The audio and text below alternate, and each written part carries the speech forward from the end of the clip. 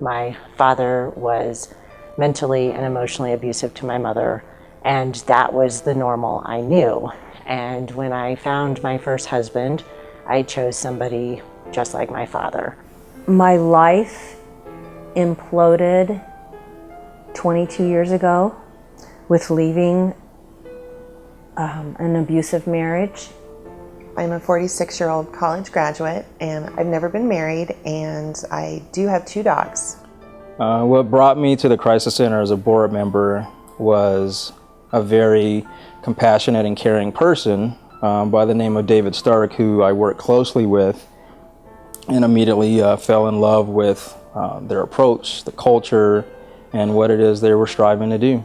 There were a few trigger points that made me aware that I needed to think about seriously getting away from that situation. Literally, locked doors. I was behind closed doors, couldn't get out. He would yell and scream and belittle me and tell me I was ruining the marriage and I had ruined his life and I was stupid and I was worthless. I can honestly say there were many, many red flags through the years and even while we were dating. And there were many trigger points. The verbal and emotional abuse was constant. The name calling was just incredible. The control, I had to dress a certain way, what he liked, cook what he wanted, the way he wanted.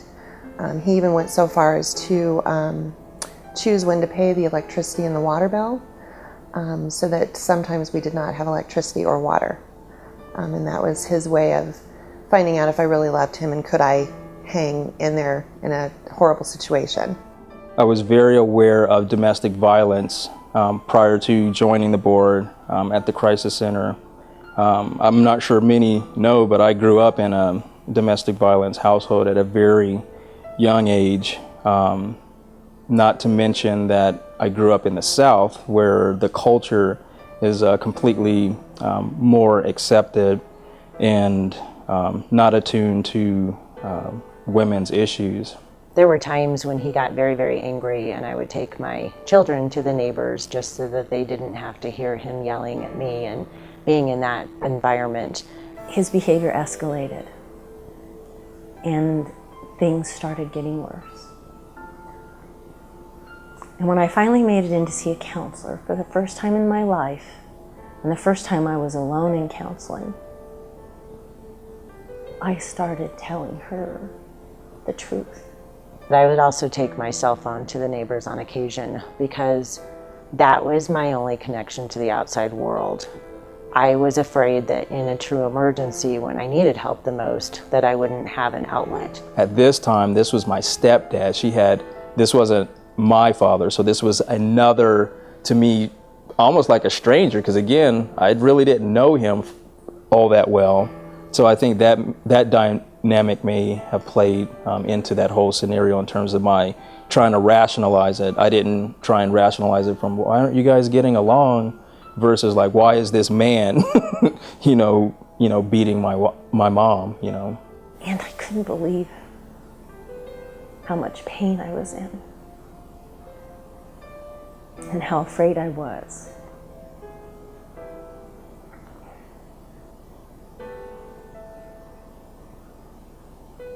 And she believed me. His behavior was becoming more and more bizarre.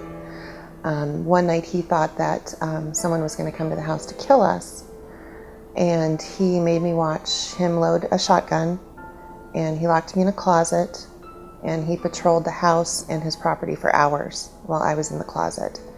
I knew that there could be a mental break at any time, and my life was in danger. I laid there every night in bed and I would say a prayer and I said, thank you so much for helping me survive this day, and please give me the strength to survive the next day. All I thought about were my kids, and I thought, if I don't get out of this now, I don't know that I'm going to be strong enough to keep helping them and making sure that they don't have to keep dealing with this. I finally realized that I had to leave. It was a decision of going down with a sinking ship or saving myself and my 3 boys and doing what we can. I went to the courthouse by myself and filed for a restraining order. The restraining order was granted. I then faced the unknown. My daughter said, "Mommy, you don't have to cry anymore because Daddy's not in the house." And I won't forget those words. I found out my sister was a victim of domestic violence from one of my other sisters.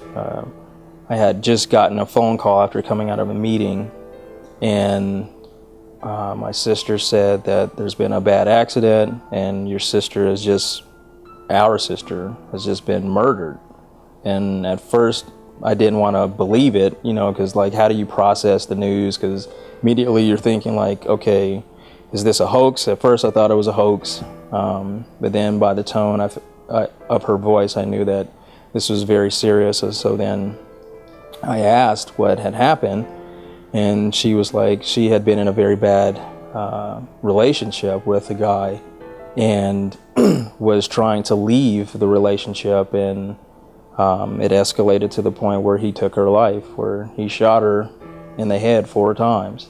The fact, you know, she had 4 kids, and it was just a shock to all of us. And I didn't know that she was going through that type of scenario or situation. Of course, I would have tried to help or offered some kind of advice and resources, but she concealed it from everyone.